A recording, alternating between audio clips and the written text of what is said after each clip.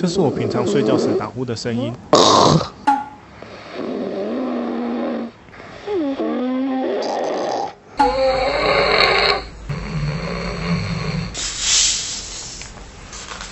人体在睡眠的时候啊，全身的肌肉都会放松，那当然呼吸道的肌肉也不例外。所以在你睡着的时候啊，你的软腭啊跟你的舌根就会处于放松的状态。那一旦放松之后啊，它就会塌陷，所以就造成了呼吸道空间变小。你在呼吸的时候啊，你的气流冲击到你的软组织，那就会造成打呼的声音。如果你的气道越窄，那你的打呼声音就会越大声。当然，造成打呼的原因还有很多种啊，我讲的只是其中比较常见的一种而已。而打呼不只是会影响到自己的睡眠品质，也会影响到睡在你旁边的人，严重的话甚至会导致睡眠呼吸中止症。像我自己就是一个每睡必打呼的人，尤其是现在变胖了，所以打呼又变得更严重了。有时候睡觉时都会被自己的打呼声吵醒，这是真的哦，完全没有在开玩笑哦。所以呢，今天除了上次开箱的止鼾舌套外，我又准备了另外3种网络上比较常见的止鼾神器，看哪一种是最能有效的改善打呼。这边先说一下，他们都不是专业的医疗器材，只是透过一些物理的方式来改善打呼。所以如果真的很严重的人，建议还是去看医生会比较好。在测试前呢，先简单的介绍一下我这次准备的4种止鼾器，它们分别是用什么样的原理来改善打呼的。第一个呢，就是之前有开箱的止鼾舌套。前面有说到打呼是因为软腭及舌根的塌陷导致呼吸道阻塞所造成的，所以最直接的方式就是让舌根不要塌陷就好了。那这个止鼾舌套它的用法就是吸住你的舌头，直接把舌头强制吸住，就不会造成舌根的塌陷了。第二个是这个鼻塞式的电动止鼾器，它是充电式的，里面有2个小风扇，原理是透过风扇强制把空气吹进去，让呼吸可以正常，有点像是扬压式呼吸器的概念呐。不过我这样一试，我觉得它的风超级弱的，弱到我不觉得它真的有风吹出来，所以我可以大胆猜测，我认为这个东西应该是没有效的啦。第3种是这一种装在牙齿上牙套式的，我在购买前呢，我都会去看一下评价，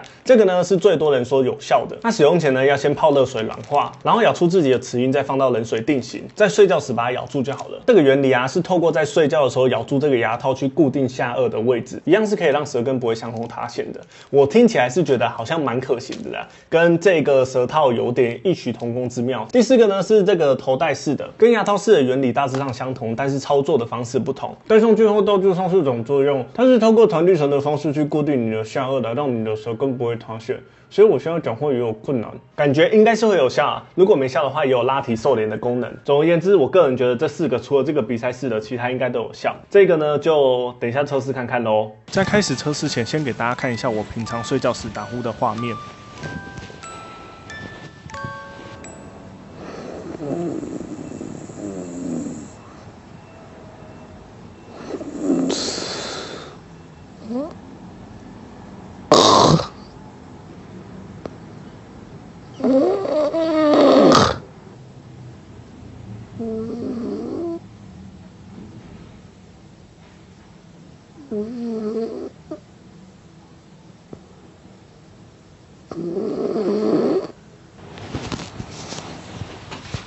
可以看到，短短的30分钟的睡眠里，我就有2次无法将空气吸入，打呼的声音更不用说了，几乎整段睡眠都在打呼。那么首先来测试这个之前有开箱过的止鼾舌套，看看现在效果如何。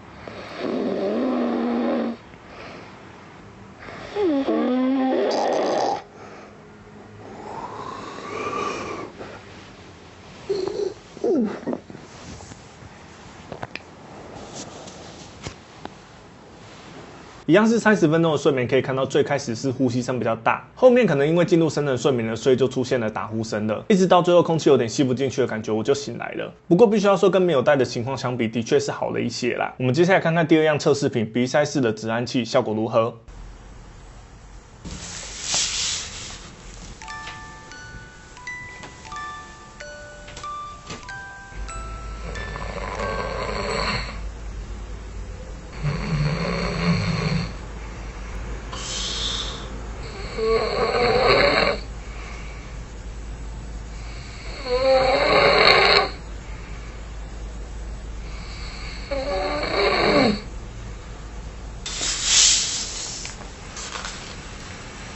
跟我前面预测的一样，完全没有效。从入睡时就一直开始打呼到结束，大家可以看到脖子的地方，很明显的可以感觉到在吸气的时候呼吸道是堵住的。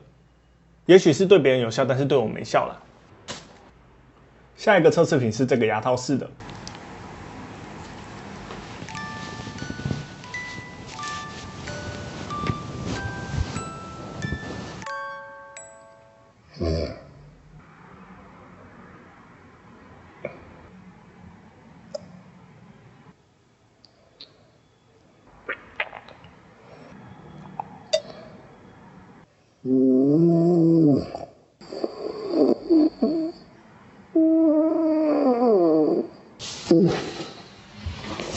我必须说它其实是有效的，但仅限于戴得住的情况下，可以说是完全没有打呼。但问题就是它会戴不住，只要在熟睡的情况下，它就一定会松掉，就会变成只有上颚有咬住，像是这样。我自己是有多戴几天睡觉做测试啊，但是只要进入熟睡的情况下，它就一定会松掉。所以我必须说它的原理是可行的，但如果戴不住的情况下，这东西就等于是完全没有用的。最后一个测试品呢是这个头戴式的。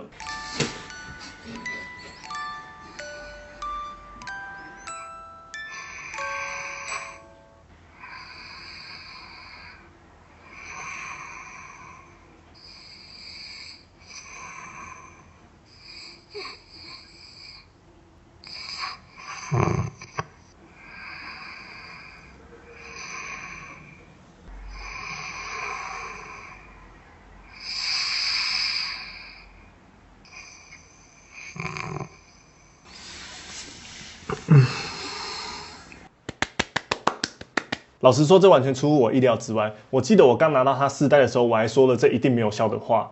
请问一下李先生，为何你预测没有用？就感觉不到它的效果在哪里啊，应该是没有用。结果它竟然是这4个里面最有效的，整整30分钟的睡眠里面，几乎只有很大声的呼吸声而已。先说这不是业配哦，只是依照我实际测试的结果跟大家分享而已。当然每个人打呼的原因跟严重度都不同啦，所以我很难跟大家说哪个一定有效，哪个一定没效。只是用在我身上这个头戴是最有效的啦。所以如果你的枕边人也会打呼，一定要分享这支影片给他看。